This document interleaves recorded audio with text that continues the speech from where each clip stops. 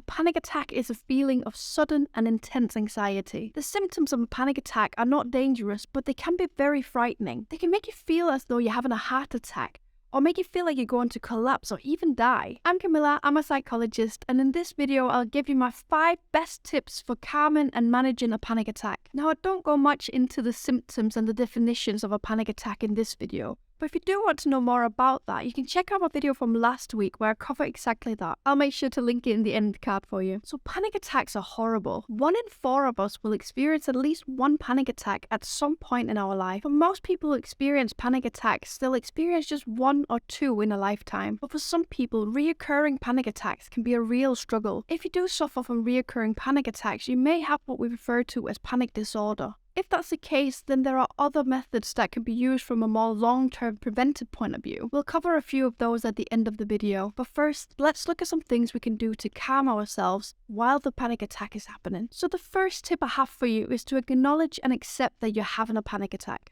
It can be really helpful to label the experience and acknowledge if you're feeling afraid. Now, it's a really important distinction that acknowledging that we're afraid is not the same as telling ourselves that we're in danger. The thought that I'm in danger is just another symptom of the panic attack, and it's not an important or a useful thought to have in this situation. The truth is that even though panic attacks are extremely uncomfortable and can spark fear while they're happening, they're not actually dangerous. Panic attacks always pass again, and the symptoms are not a sign that something harmful is happening. Part of the acceptance of a panic attack is also not trying to run away from it or suppress it. Stay in it, accept that you're having a panic attack, and know that it will pass. Notice how you're feeling in your body and mind and label those experiences for yourself. I'm feeling afraid right now. Or I can feel my heart beating really fast. Accepting the symptoms rather than resisting them is an important step in overcoming panic attacks. Now, like I said, the panic attack will pass, usually within about 10 minutes. Granted, those 10 minutes can feel like an eternity while you're in it, and we do sometimes see panic attacks occurring in rapid succession, so it's difficult to tell when one panic attack ends and another starts. But the end of a panic attack is just as much a part of a panic attack as the start is. It's not something you need to supply or make happen in any way. It will come on its own. The panic attack will end no matter what you do. So you don't need to do anything to make it stop. But a way we can think about it is that there are things we can do to make ourselves feel more comfortable while we're waiting for it to pass. And while you're making yourself more comfortable, they may also have the added benefit of making the panic attack end quicker. These next tips can help you be more comfortable while you're waiting for your panic attack to end again. The second tip is to focus on your breathing. When you're experiencing a panic attack, your breathing may become rapid and shallow, making it difficult to catch your breath. To combat this, focus on your breathing by taking deep and slow breaths. You can try this breathing technique out. Inhale through your nose for 4 counts. Hold your breath for 4 counts, and then exhale through your mouth for 6 counts. Make sure to breathe slowly and deeply and count steadily in your head while you're doing it. It's important that you extend your out breath, so you're exhaling for longer than you're inhaling. Make sure that you're breathing deeply, proper belly breathing, so that you can see your stomach moving for each breath you take. Continue breathing in this way until you start to feel calmer. You should start to feel better in just a few minutes. Before we go to the third tip, I have a quick favor to ask of you. If you've taken any value from this video at all, please give it a like. It may help the video reach more people who could benefit from seeing these tips on how to manage a panic attack. Thank you. The third tip is to practice progressive muscle relaxation. Progressive muscle relaxation is a technique that involves tensing and relaxing the muscles in your body. Identify and relax the part of your body that gets most tense during a panic attack. This typically involves first tensing and then relaxing the muscles of your jaw, neck, back, shoulders, and legs. Do not allow yourself to stand rigid with tense muscles and holding your breath while you're waiting for the panic attack to end. That just makes you feel worse. If you feel like you can't move a muscle, start with just 1 finger. This exercise can help you feel more relaxed, and it can make you feel like you have control of your body. It can also help ease the symptom of depersonalization, which is a common symptom that we see in panic attacks. Depersonalization is when we feel like we're detached from ourselves. It can feel like you're watching yourself from outside of your body, or it can feel like your body or your limbs don't belong to you. Activating our muscles by tensing and releasing them can help us regain that connection with our body. The fourth tip is to focus on your senses. Another common symptoms of panic attacks is derealization. This is when we lose our sense of reality and we feel detached from the world around us. Engaging the senses can help ground you and bring you back to the present moment. Take note of what you can see, hear, taste, smell, and touch. One way of doing this is the 5, 4, 3, 2, 1 technique, and it goes like this. Notice 5 things that you can see. Look around you. Notice and name 5 things you can see. Notice 4 things you can feel. Tune into your sense of touch. Notice and describe the texture and the feeling of 4 things you can touch. Notice 3 things you can hear.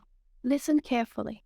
Notice and name 3 sounds that you can hear in your environment.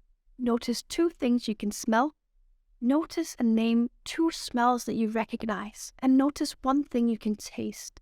Focus on and name 1 thing you can taste right now. You can take a sip or a bite of something, or simply notice the taste that's currently in your mouth. Now, if this technique feels a little daunting in the moment, if you're having a panic attack, simply choose one of your senses to focus on. For example, what can you see right now? The important thing is to notice things around us to ground us in that moment. And finally, the 5th tip that I have for you today is to use positive self-talk. Panic attacks can often be accompanied by negative thoughts and negative self-talk. We might start to beat ourselves up for having a panic attack. This is not helpful at all, and we can combat these thoughts by using positive self-talk. Tell yourself that you're safe, that you can handle this, and that this will pass. You can even repeat a mantra to yourself, such as, I am calm and in control, or this too shall pass. I've seen many examples of different mantras that my clients have come up with to help themselves through a panic attack. One of my favorites was a client who would tell himself this at the onset of a panic attack. He would say, fine, bring it on, let's have a panic attack. It's a good opportunity to practice my coping techniques. Now, the all-important thing with a mantra is that you find one that resonates with you. Now, if you do struggle with reoccurring panic attacks, you could try and think of a mantra that you think would be helpful for you if you do experience another panic attack. Considering this and planning a mantra ahead of time will make it easier for you to use it if you do have a panic attack again. So that was 5 tips for dealing with a panic attack while it's happening. Now, I said at the start that if you are experiencing reoccurring panic attacks, there are some additional things you can do to reduce or prevent future panic attacks. It's a good idea to try to identify what particular stress you've been under that might be adding to your symptoms. Therapy can be really helpful in identifying and working on the underlying triggers, and it can be helpful in identifying what thoughts and beliefs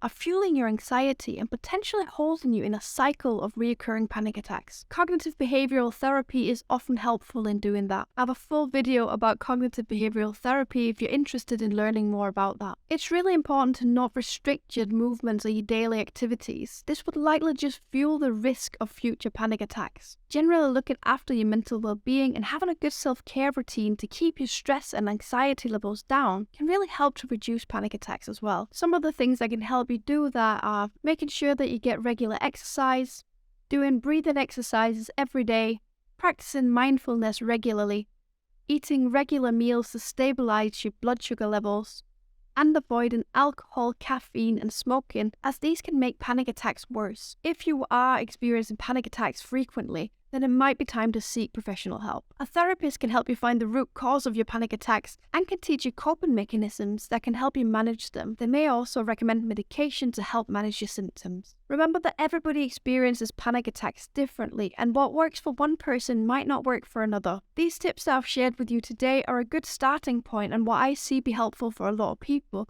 but it's really important that you try them out and find out what works best for you. With practice and patience, you'll learn to manage your panic attacks and improve your overall mental well-being. I upload new videos on this channel every single week, sharing psychological insights, tips, and tools that can help you improve your mental well-being. If you're interested in that, I'd love for you to subscribe. Thank you for watching this one. Take care, and bye for now.